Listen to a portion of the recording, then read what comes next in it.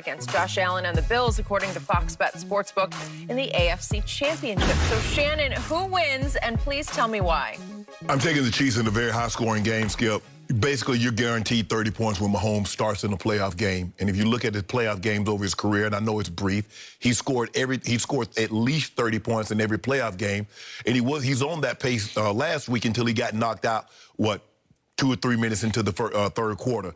And so that's what you're up against. And I think Buffalo knows it. If I'm not mistaken, Josh Allen says we got to outscore. He knows their defense. The days of you holding this offense down to 17 and you winning the 2017 game, Skip, I don't see that happening unless you can coax 4 or 5 turnovers out of Mahomes, and I just don't see that happening. He's 24 of 25. So basically his last 25 games, he's won 24 of those. Tyreek, Travis Kelce, 100% healthy. And if we go back and look at this game the first time they played, Skip, the Chiefs had a season high in rush yards, 245 yards, because they kept the safeties deep, because they didn't want to give the big plays up over your head. Yep. Now, we know the Bills struggle at stopping the run. So you're going to have to give up something. What are we willing to give up, Skip? Are you going to let them run the football? Because they can possess the football. Andy Reid doesn't have a problem, and EB doesn't have a problem calling runs. If you're going to keep those play cover to that shell safety, they just run you out of it. So this is why I'm taking them. I know Josh Allen is spectacular. The defenses leaves a lot to be desired on both sides of the ball. I don't think either defense is great, but they're opportunistic. You make a mistake, they generally make you pay for it. Lamar made one mistake last week, and the guy hit his head on the goalpost on a 101-yard INT return. You make a mistake, Honey Badger will normally make you play. So, Skip, with me, I'm looking at it like Buffalo.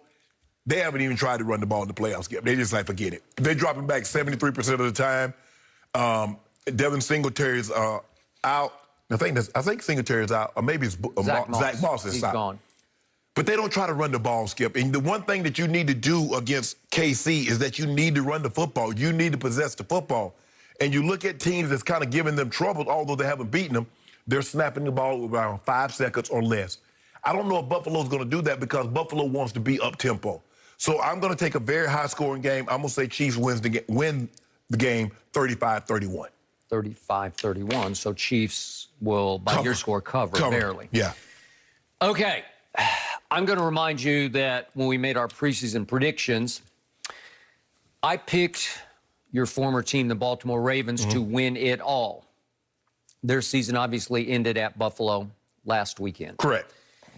And yet, I still think Baltimore would have won that game if Lamar hadn't hit his head on not the goal post, but the turf in the end zone, right, and been gone for a fourth quarter in which he would have had the wind behind him, because in the second quarter he threw for 111 yards with a really strong wind.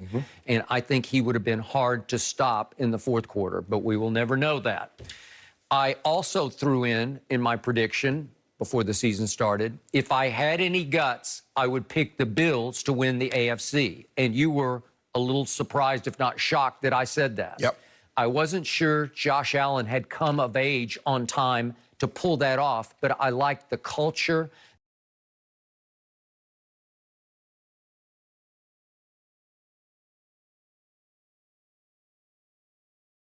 That Sean McDermott has slowly but surely established. I like the way they play defense, how they hang in, and how smart the secondary is. They have playmakers all through their secondary. And I just like the feel of this team and its momentum, the steps it's taking toward getting to a Super Bowl. Maybe I should have listened to myself. So now I am going to listen to myself, and I am going to pick Buffalo just because that's all I have left for my preseason prediction, that I almost went there, so I'll go there now. But why would I go there? Well, to me, Buffalo is heading straight north in a good way. And Kansas City, I'm not saying they're heading south, but they're just teetering along heading south, because if these cats have 9 lives, it feels like they just used them all up. Because over their last 9 games, the Chiefs' last 9 games, they have been highly unimpressive, to the point it feels like each of those games they've been on borrowed time.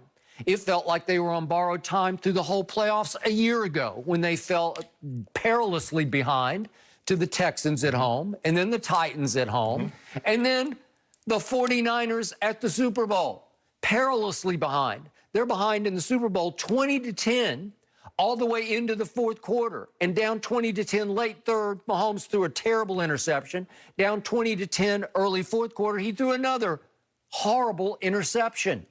Yet they live to tell. They just keep living to tell. And you got me when you say, yeah, what did the scoreboard say at the end of the game? Well, they won. But look at these last 9 games, shall we? Look at margins of victory. Carolina at home, they won by 2. At Las Vegas by 4. At Tampa, we remember that game. Brady got back in the game at 27-24, never got the ball back. But they hung on to win by 3. Denver at home by 6. At Miami by 6. At New Orleans by 3. Impressive, but by 3. Atlanta at home by 3. Not impressive. Then nobody played against the Chargers, but they lost by 17 at home. Cleveland at home, they won by 5. Okay, so it's like barely hanging on for dear life. And at some point, you're going to run out of your 9 lives. So that's 9 games in which their overall margin of victory is plus 15. They were plus 15 points over 9 games. Think about that. Think about this, Skip. How impressive is that? It's very impressive because when you look at the Bucs, did the Bucs ever have the ball with a chance to take the lead in that ball game in which they lost by a couple of points? Did the Bucs ever have the ball with a chance to take the lead? No, they did not. Well, obviously, Brady drove them for another long touchdown to go 27-24 with 4:10 left. So he never had a chance. So he never had the ball. Killed the clock with 4 minutes and 10 seconds. Okay, the Dolphins. Did the Dolphins ever have a chance once Mahomes and the Chiefs got the lead? Did they ever have the ball with a chance to take the lead? Okay. No, they did not. All right. Okay, what about the Saints? You were describing borrowed time. Borrowed time. But you see what's happening here. One little mistake and you lose. But one little mistake. But Skip, you make it seem like the game was nip and tuck. How many points were they ahead? At one point, they were 17-0. At one point, they were 14, 15 points in front of the Saints. At one point, they were what? 30-10 in front of the Dolphins. So you make it seem like the game is nip and tuck. Hanging on for dear life. When you get ahead by that much, you don't do anything reckless. You're in the defense plays different. Guys, listen to give them nothing cheap, nothing deep. And so they get a lot of these completions.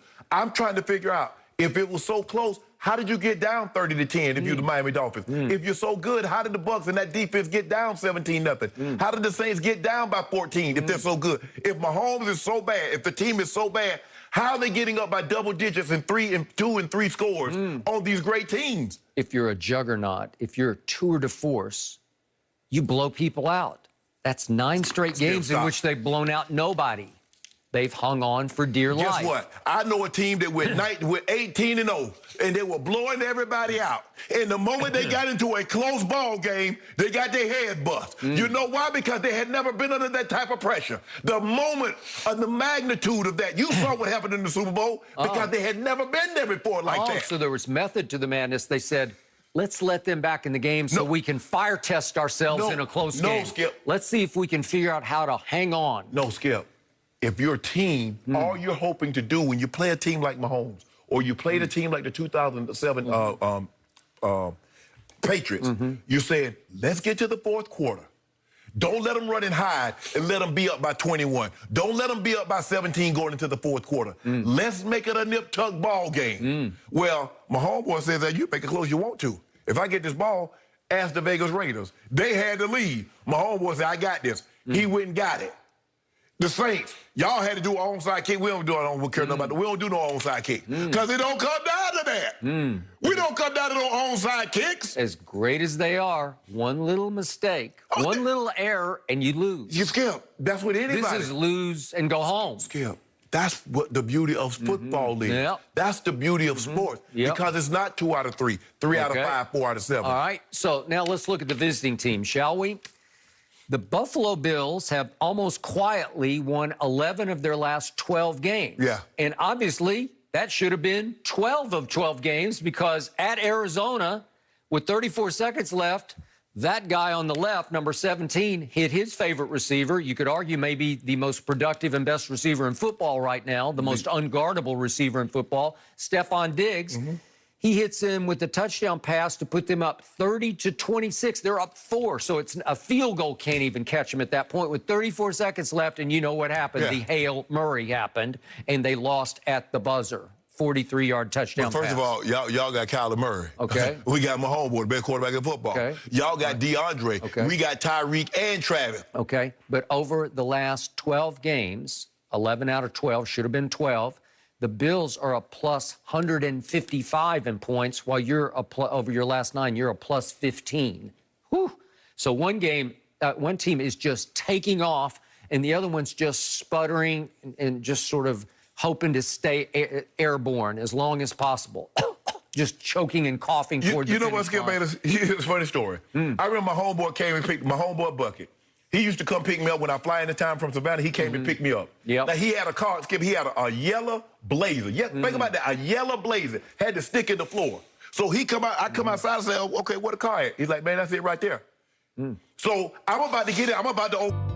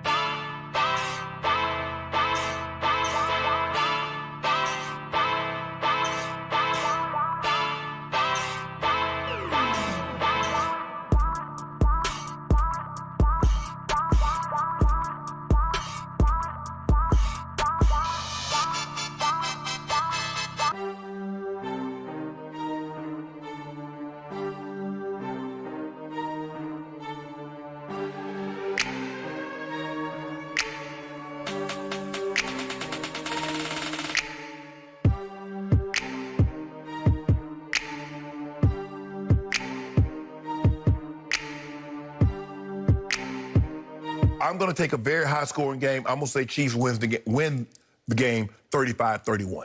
35-31, so Chiefs will, by your score, cover barely. Yeah. Okay, I'm going to remind you that when we made our preseason predictions, I picked your former team, the Baltimore Ravens, to win it all. Their season obviously ended at Buffalo last week.